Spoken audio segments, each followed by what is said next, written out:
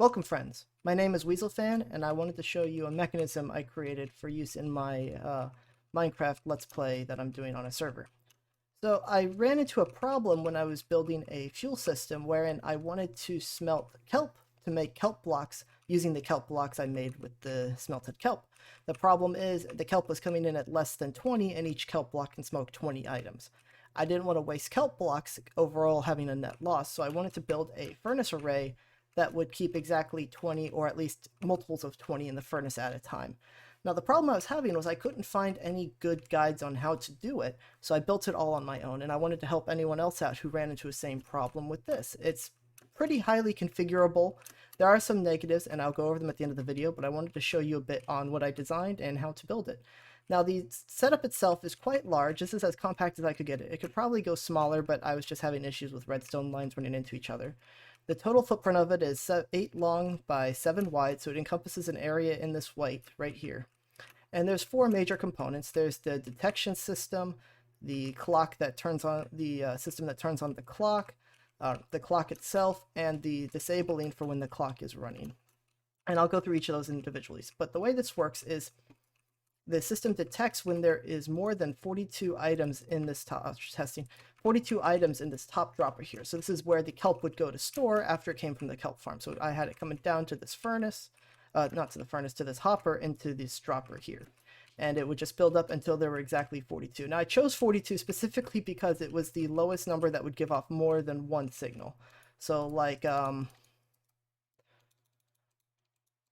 41 items would only go up to there, but 42 would then go to the second redstone over there.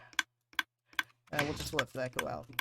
So when that would happen, it starts the clock that goes to 20. Now the reason I say it's configurable is because it doesn't have to be 20. Let's say you're doing coal. All you have to go is to this hopper clock over here and put half of the amount you want, because it's going to detect when it leaves, when it goes into this hopper, and then when it leaves it. So it's going to be twice as long as whatever you put. So I wanted 20 items, so I put 10 items in this hopper. If you wanted to do coal, you would do 4, and it would deposit exactly 8. Here, I'll show you. 4. So now it should put, if there's more than 42 items in this dropper, it should put exactly, well, it should put a multiple of 8. So 16, 32, 64, but on until there's only 42 in here, or at least under 42. So it should be a multiple of 8.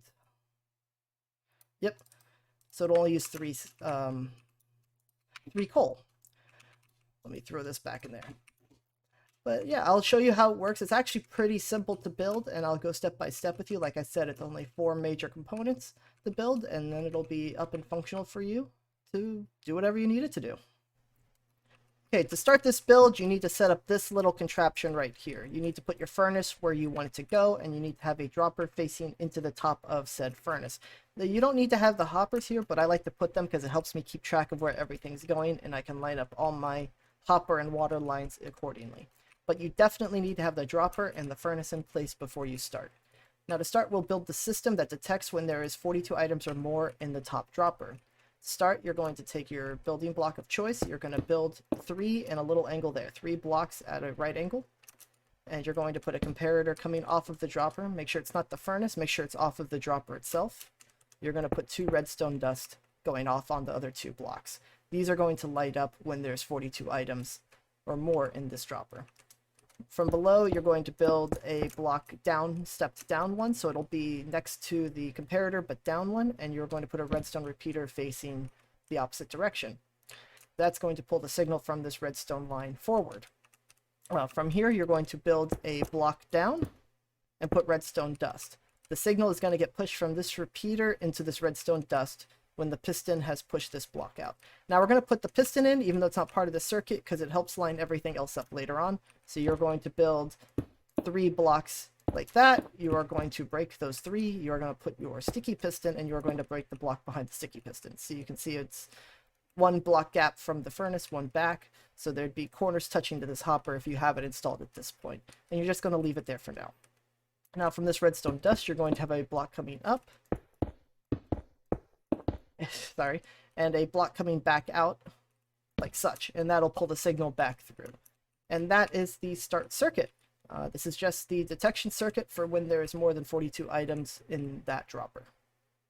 Okay, so the second step to the build is the circuit that will maintain a redstone pulse for the clock to deposit the items into said furnace. It's relatively easy to build, although it requires a bit more items than the first circuit required. So to start, you're going to build a block off of the last repeater we placed on the last step, and you're going to put a torch there. Now from that block with the torch on it, you're going to build two. So it's going to be the block and the torch, and then the two equal to that. And then from here, you're also going to put a block up like that, and a torch there. You're going to put a repeater like that to turn that torch off, and then you're going to put a repeater going back into that torch there. So this torch should be on, the one that's getting the direct signal from the yellow line, and the opposite torch should be off. Now from this lit torch here, you're going to just go ahead and place a sticky piston, and it should extend if you've done everything correctly. Off of the sticky piston, you're going to place a block of redstone. Underneath, you are going to place two hoppers facing into each other. This is a basic hopper clock. So as long as the redstone block is there, the items are going to sit there. When it pulls back, it goes into this. When this empties, this will push back up, and the items will flow back in. From this second furthest away hopper, so the one where the redstone block is sitting on by default, you're going to place a block coming off of that, step it up one, and then do three. So it should be three here and one going down. So it should then be one comparator coming out of that hopper, so it'll detect when items are in here. You're going to place a redstone torch on top of that block there, and do two redstone into this torch here. It's a simple little AND gate, or OR gate, I'm sorry, that will turn this torch on and off, so that when this pulls back, if there are still items in here, it's going to leave this torch off still until this pushes back forward, until this empties, and then it'll finally push the piston back forward. It just maintains that there's a set number of items. Now you can put the number of items you want in this hopper now. I'm going to wait until the end of the build to put in the last touches such as that. So let's move on to the next step. Okay, so this third portion of the build is kind of be a little complex. I'm going to try to take my time and show you overviews of how it works, but this needs to be done in a specific way so that it will work properly.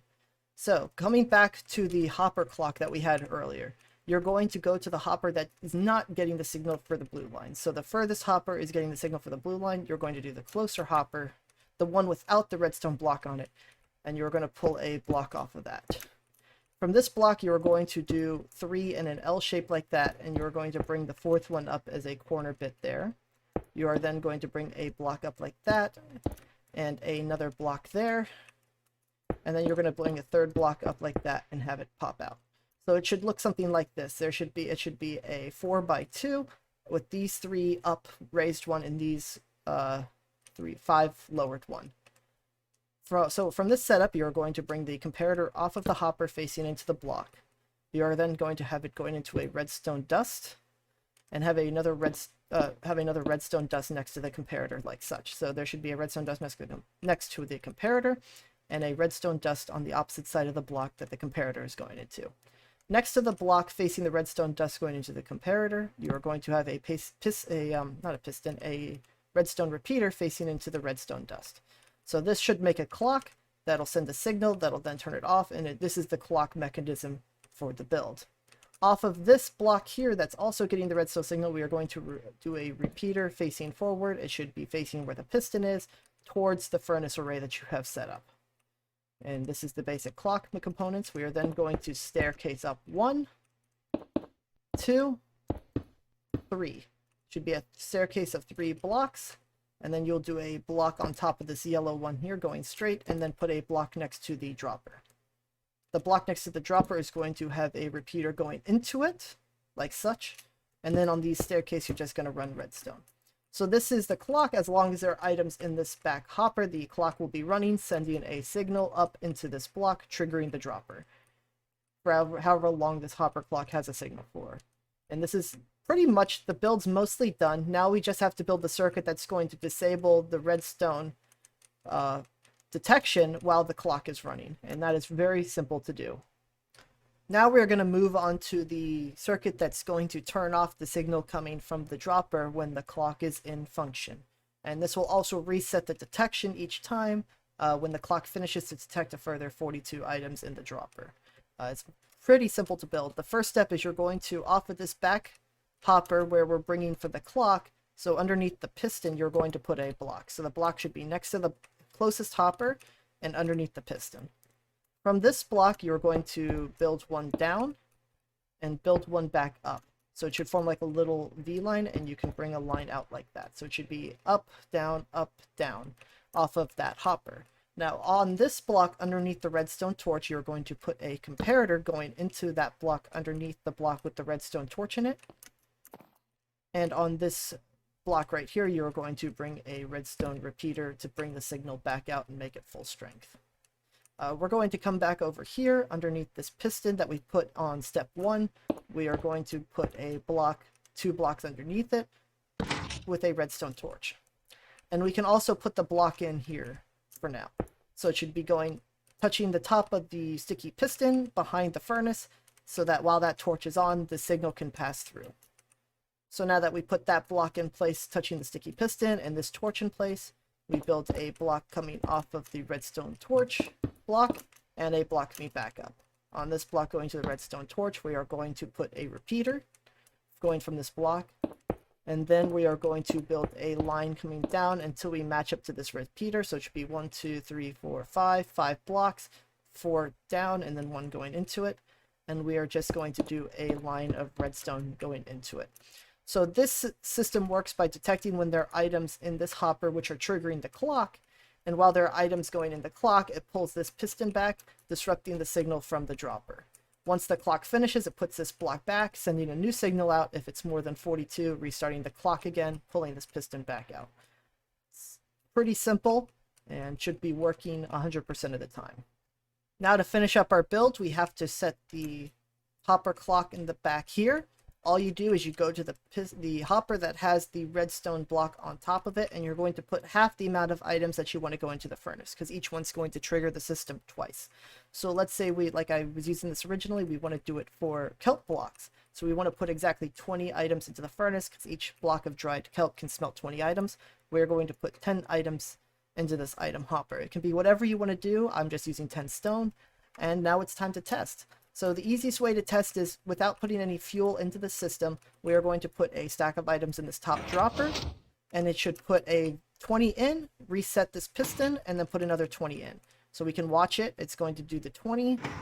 It pushes the piston back, detects there's still more than 42, pulls it back, and it's going to do another 20. There's the clock finishing up. And once it finishes, we should have 40 items in the furnace. Yes. There we go. System is all working and functional. Now I want to end the video talking about the pros and cons of the system and what it's primarily designed to be used for. So a lot of the pros is what I've discussed, and the whole point of me building it is it's not going to waste any fuel. If you have an item that can smelt exactly 20 items, it's only going to put 20 items into this furnace at a time to get the maximum efficiency with that fuel, but leaving behind the items in the dropper that are below 42. And that's the first con. You can't completely smelt everything. You can't use this as a furnace to smelt your ores after you're done mining, because it will leave, if there is less than 42 items, it will leave it in the top dropper without going into the furnace. So if you put a stack of iron ore, you're only going to get 40 iron and gets out of the system. It's going to leave the 24 into the dropper at the top. The second problem is when you're using a system when you're using a number that's not 64 can't divide into. So like, for example, I'm using 20 for the kelp blocks. Only 64 items can go into a furnace at a time. 64 isn't, there's going to be some items left over in the dropper that don't equal to 20. So you're going to get some fuel wastage there. But if you have a system that limits the amount of items going into the dropper, or there's a set less amount of it, it's pretty much ideal. For example, with a kelp farm, if you have a backlog and this fills up with 9 stacks of items, you are going to have some fuel wastage towards the end when you start having the triggering to do 20 items, but you're only going to get a few in there. Unfortunately, there's just no way to fix that. But with like a kelp farm where you're getting 3 or 4 items at a time, this system is ideal for conserving your fuel and keeping maximum efficiency.